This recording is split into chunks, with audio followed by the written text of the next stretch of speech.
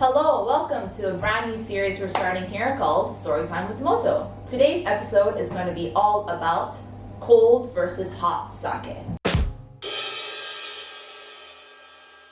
But first, before we get into it, we're also going to crack into a bottle of sake because all good stories are told with a glass of sake at hand. This one we're picking today is called Junmai Ginjo Muroka Genshu. It is quite a tongue twister of a name, I know.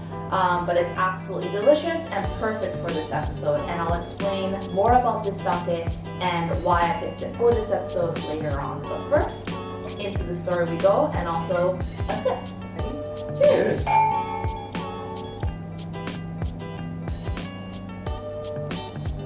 Absolutely amazing. But before we get carried away with another sip, I'm going to start us off by talking about how revered this drink called sake has been throughout the course of Japanese history. Because, if you aren't aware, Japanese people have been getting drunk off of this stuff for close to 2,000 years. So whatever has happened to make Japan into the wonderful nation it is today, people have been doing it with a glass of sake. And one of my favorite sake legends, actually, that kind of expresses how much people love this stuff from way back, is recorded in the Koji, which is a book that covers different myths and legends and historical accounts of Japan from the 3rd to the 7th century AD. In this story, it talks about a sake that defeats this monstrous 8-headed, 8-tailed beast. There was this beast, lived in the mountains, and would come down from the mountains every year, raid this village.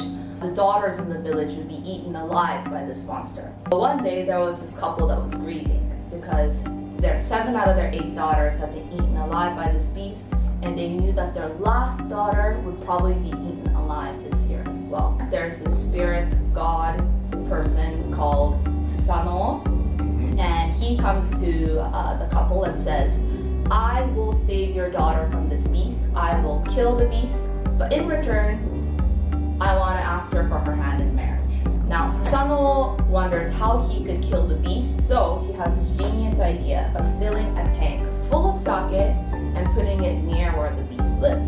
The beast couldn't help, but when he got a whiff of that super sweet, inviting smell of the sake, he takes a sip, he takes another sip, he drinks the whole tank, gets plastered, passes out. When the beast is passed out is when Susano takes this opportunity to put a sword through the beast, kills it, saves the village, marries the daughter, lives happily ever after. And throughout this whole time, maybe you're wondering, how were Japanese people drinking this stuff? They clearly liked it for a very long time. How were they drinking this stuff? Which leads us to our question, were they drinking it cold or hot? Some people, at one side of the spectrum are like, sake should be consumed hot. It's the only way there is. And there's other people that say, no, hot sake is just to mask the fault of a very cheap or bad sake. But today we're going to tell you it's not that black and white, it's not cold versus hot, and there's a lot of different considerations. During this whole time throughout the course of history, most people were drinking it at room temperature or hot. Why? Because A, there wasn't this thing called refrigeration that we take for granted, so it was for practical reasons. Until around 40 years ago, there wasn't this style of very fruity, aromatic, light, elegant style called Ginjo category, where the rice is polished down to a certain degree. It's polished down so much that the end result is very fruity, full, aromatic, which really benefits from it being served chilled. That's why for most of history, people were drinking sake hot. But now, with refrigeration, with these categories called Ginjo, this more polished, refined style that do benefit from being served chilled, what should we be thinking about when we have a bottle of sake at hand and we're wondering how we should be drinking it? The first consideration is the character of the sake. So, if a sake is really rich, it has these umami, that kind of mouth-watering, savory quality. You find it in things like soy sauce, a lot of different cuisines, and also in sake as well. If you have high levels of acidity, and if you have high levels of sweetness, or a combination of all three, then maybe the sake will benefit from it being served warm. Your second criteria is also personal preference. So, you know, you might enjoy this sake at 10 degrees and I might love it at 35. So it's all about, you know, knowing what we like, what's suited to our palate. And if you wanted to know more about the character of sake at each temperature, make sure you do head on over to our blog post. We have a journal page on our website, and it's actually the first thing we wrote about is the effects of temperature on sake. And you're going to find out that it's not just cold versus hot, but sake changes its character at every temperature along the ways. I also heard people say something like only Junmai is suitable for like warm. So Junmai is a style that's it doesn't have distilled alcohol added to it. So it's kind of a more pure style, if you will. It does tend to have a lot more richer sake, so I think that's more about the character. But the thing in the sake world is there's really no clear-cut rules about anything. So there's exceptions to every rule, so don't go and find a bottle of Junmai and say, this has to be hot, because again, there are exceptions to every rule, and you just need to think about that sake at hand.